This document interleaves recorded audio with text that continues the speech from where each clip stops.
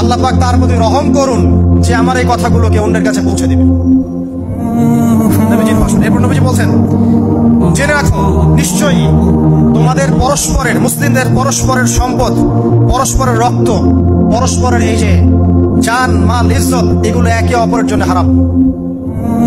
মুসলিমদের পরস্পরের রক্ত, পরস্পরের ইজ্জত সম্মান একে অপরের জন্য হারাম। এর হানি করা একে অপরের জন্য হারাম।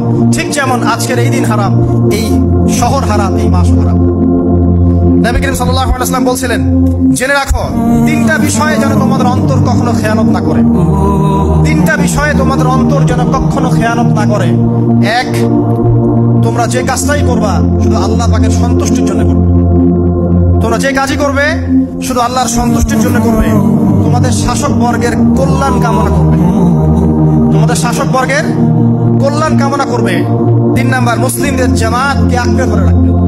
মুসলিমদের ইউনাইটেড কমিউনিটিকে আঁকড়ে ধরে থাকবে। এই তিনটা বিষয় পালনের ক্ষেত্রে তোমার অন্তর যেন